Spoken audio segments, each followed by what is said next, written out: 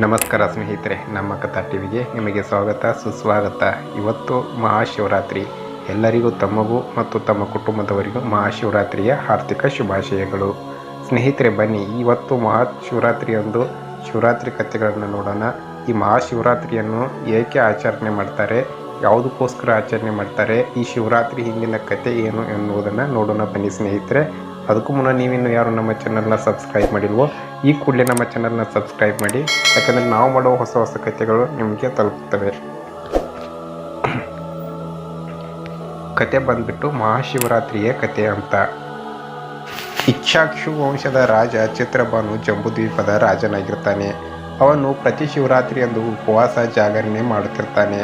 ಒಂದು ಸಲ ರಾಜನನ್ನು ಭೇಟಿ ಮಾಡಲು ಬಂದ ಋಷಿ ಅಷ್ಟವಕ್ರ ರಾಜನನ್ನು ಕೇಳ್ತಾನೆ, ರಾಜ, ನೀವು ಶಿವರಾತ್ರಿಯಂದು ಉಪವಾಸ ಮತ್ತು ಜಾಗರಣೆಯನ್ನು ಯಾಕೆ ಮಾಡುತ್ತಿದ್ದೀರಾ? ಆಗ ರಾಜ ಹೇಳ್ತಾನೆ, ತನ್ನ ಹಿಂದಿನ ಜನ್ಮದ ಕಥೆಯನ್ನು ಹೇಳ್ತಾನೆ. ಹಿಂದಿನ ಜನ್ಮದಲ್ಲಿ ಅವನು ಒಬ್ಬ ಬೇಡನಾಗಿದ್ದನು. ಜೀವನಕ್ಕಾಗಿ ಅವನು ಪ್ರಾಣಿ ಪಕ್ಷಿ ಕೊಂದು ಮಾರಾಟ ಮಾಡುತ್ತಿದ್ದನು. ಒಂದು ದಿನ ಬೇಡನು ಕಾಡಿನಲ್ಲಿ ಎಷ್ಟೋ ಹುಡುಕಿದರೂ ಒಂದು ಪ್ರಾಣಿಯೂ ಸಿಗಲಿಲ್ಲ. ಬೇಟೆಗಾಗಿ ಕಾಯುತ್ತಾ ರಾತ್ರಿ ಆಗುತ್ತದೆ. ಕತ್ತಲೆಯಲ್ಲಿ ಕಾಡಿನಿಂದ ಹೊರಹೋಗಲು ದಾರಿ ತಿಳಿಯದೆ ಬೇಡನು ಬಿಲ್ವಿದ್ಯ ವೃಕ್ಷ ಹತ್ತಿ ಕೂರ್ತಾನೆ. ಬೇಡನಿಗೆ ತುಂಬ ಹೊಟ್ಟೆ ಹಸಿವಾಗಿರುತ್ತದೆ. ಬೇಡನ ಮನೆಯಲ್ಲಿ ಹೆಂಡತಿ ಮಕ್ಕಳು ಹಸಿದಿರುತ್ತಾರೆಂದು ದುಃಖಿಸುತ್ತಾನೆ.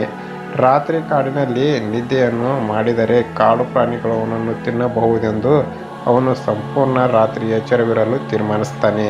ಸಮಯ ಕಳೆಯಲು ಬಿಲ್ವದ ಎಲೆಗಳನ್ನು ಒಂದೊಂದಾಗಿ ಕಿತ್ತು ನೆಲದ ಮೇಲೆ ಹಾಕ್ತಿರ್ತಾನೆ. ಮಾರನೆಯ ದಿನ ಅವನು ಮನೆಗೆ ಹೋಗ್ತಾನೆ. ಹೊಟ್ಟೆ ತುಂಬ ಹಸಿಯುತ್ತಿದ್ದರಿಂದ ಅವನು ಕೂಡಲೇ ತನ್ನ ಉಪವಾಸ ಬಿಟ್ಟು ಊಟ ಮಾಡಬೇಕು ಎಂದು ಕೊಳ್ತಾನೆ. ಆಗಲೇ ಒಬ್ಬ ಭಿಕ್ಷುಕ ಬಂದು ಭಿಕ್ಷೆ ಬೇಡ್ತಾನೆ. ಬೇಡನು ಮೊದಲ ಭಿಕ್ಷಕನಿಗೆ ಊಟ ನೀಡಿ ನಂತರ ತಾನು ಊಟ ಮಾಡ್ತಾನೆ. ಇದಾಗಿ ಎಷ್ಟೋ ವರ್ಷಗಳ ನಂತರ ಬೇಡನ ಸಾವಿನ ಸಮಯ ಬರುತ್ತದೆ.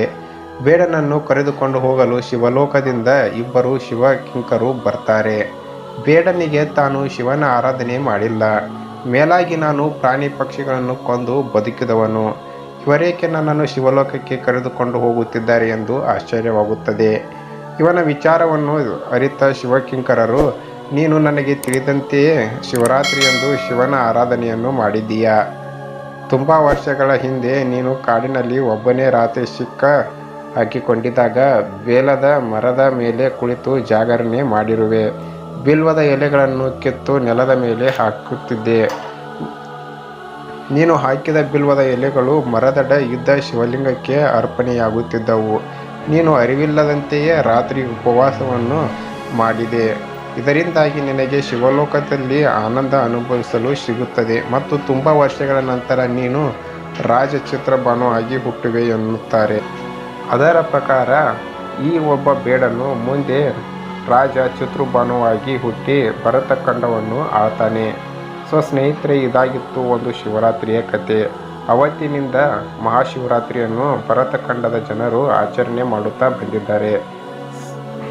ಸ್ನೇಹಿತರೆ, ಇದಾಗಿತ್ತು ಇವತ್ತಿನ ಮಹಾಶಿವರಾತ್ರಿ ಕತೆ ಇಷ್ಟ ಆದರೆ ಒಂದು ಲೈಕ್ ಕೊಡಿ ಮತ್ತು ಶೇರ್ ಮಾಡಿ. ಕೊನೆಯದಾಗಿ ನಮ್ಮ ಕಥಾ ಟಿವಿಗೆ ನಿಮ್ಮ ಬೆಂಬಲವಿರಲಿ. ಧನ್ಯವಾದಗಳು.